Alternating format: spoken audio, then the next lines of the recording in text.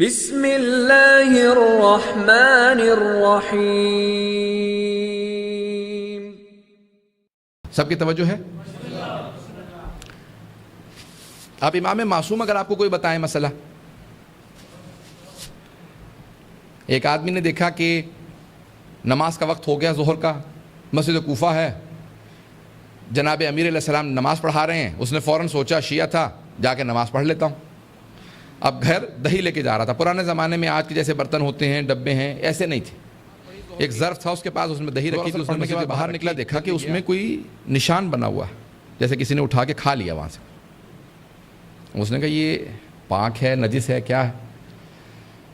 دیکھا اس نے دور ایک کتا بھی جا رہا ہے، اس کتے کے بھی منہ پہ نشان بنا ہوا ہے جیسے اس نے دہی میں منہ ڈالا ہے. وہ اٹھا کے دہی پھینکنے لگا. جناب امیر علیہ السلام آئے، کہا یہ دہی پاک ہے.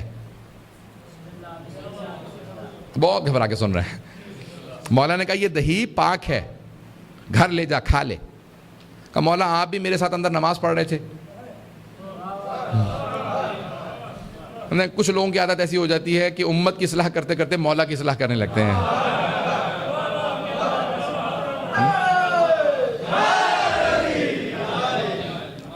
اپنی اوقات سے باہر نہیں آنا چاہیے اگر بات واضح ہو رہی ہو.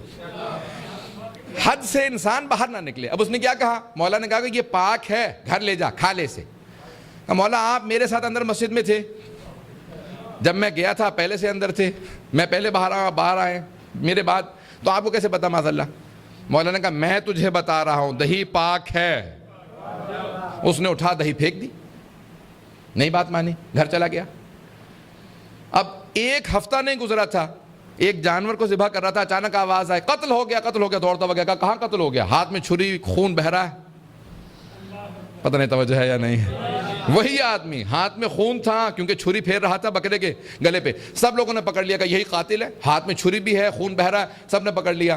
جیسے اسے پکڑا اس نے کہا کہ نہیں میں قاتل نہیں ہوں. لوگوں نے مارنا شروع کیا، اس نے کہا نہیں میں قاتل ہوں. اب لے کے آئے مولا کے پاس. مولا نے مسکرا کے دیکھا.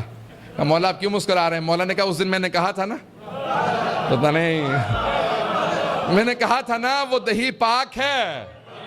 کہا اس کا مطلب ہے آپ جانتے ہیں میں بے قصور ہوں. مولا نے کہا جس طرح سے اس دن دہی پاک تھی اس طرح سے تو آج بے قصور ہے.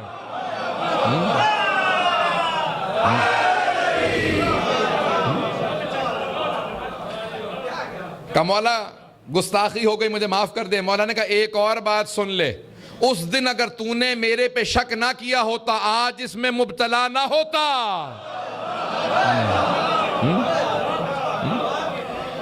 وہ جو تو نے شک کیا تھا تو مبتلا ہوا، اگر تو شک نہ کرتا کبھی مبتلا نہ ہوتا. تو کہا مولا آپ پھر چھڑوائیں گے؟ مولا نے کہا بھی انتظار کر. اب اس کے دم میں دم آیا کہ نہیں بھی کچھ دیر میں فیصلہ ہونے والا ہے میرے حق میں. توجہ ہے نا لوگوں کی میرے ساتھ؟ تو اب توجہ کرنے لگا، دیکھنے لگا، سوچنے لگا کہ بھئی شاید ایک مائکروفون اس میں سپیکر اڑ گیا ہوگا، لیکن آپ لوگوں کو آواز آ رہی ہے میرے خیال میں آواز جا رہی. تو عزیزان گرامی اس نے فوراً کہا کہ بھئی مولا آپ پھر فیصلہ کیا دیجیے گا؟ مولا نے کہا تھوڑی سی دیر صبر کر ابھی فیصلہ ہو جاتا ہے. اتنے میں میرے بھی صاحبزادے حسن مشتبہ آنے والے ہیں، فیصلہ میں ان سے کرواؤں گا. کیوں؟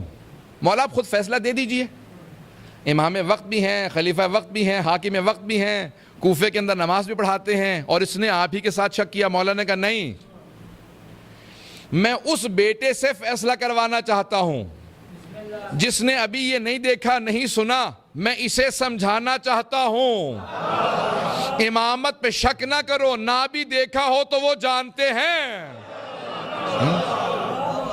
اب ایک مرتبہ وہاں سے امام حسن مشتبہ تشریف لائے. اس نے کہا کہ مولا بھی آپ نے کہا تھا اور فوراً آپ کے صاحبزادے آ گئے. مولا نے کہا ہاں میں جانتا تھا میرا بیٹا آنے والا. توجہ ہے لوگوں کی؟ مولا نے کہا ہاں. امام حسن مشتبہ آئے. امام نے کہا ہاں فلاں درخت کے نیچے جاؤ گے تو ایک بھیڑ، ایک گوسفند ہے جو یہ آدمی ذبح کر رہا تھا، اور قاتل کوئی اور ہے. وہ جس کا قتل ہوا اس کے غلام نے اس کا قتل کیا. اچانک ایک مرتبہ غلام آیا، اس نے کہا کہ قتل میں نے کیا تھا.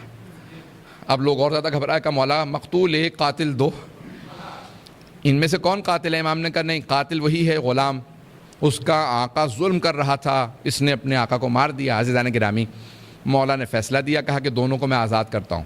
امیر المومنین نے سب لوگوں نے کہا مولا یہ کیسا فیصلہ؟ مولا نے کہا بالکل فیصلہ درست ہے، بیٹا حسن مجتبیٰ ذرا انہیں سمجھا دیں آپ نے یہ فیصلہ کیوں کیا، اگر بات واضح ہو جائے کہ آپ یہ سمجھا دیجئے آپ نے فیصلہ کیوں کیا۔ کہا بابا قرآن کی آیت ہے،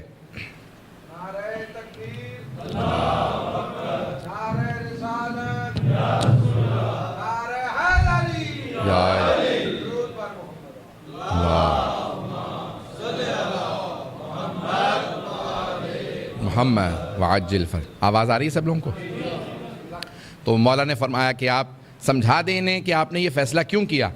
امام حسن مجتبیٰ نے کہا قرآن میں آیت ہے بابا جان کہ من قتل نفسا بغیر نفس و فساد فی الارض فکأنما قتل الناس جميعا، جس نے ایک نفس کا قتل کیا تو اس نے پوری انسانیت کا قتل کیا بغیر کسی بدلے کے، بغیر یعنی فساد کی نیت سے کیا ہو تو پوری انسانیت کا قتل کیا۔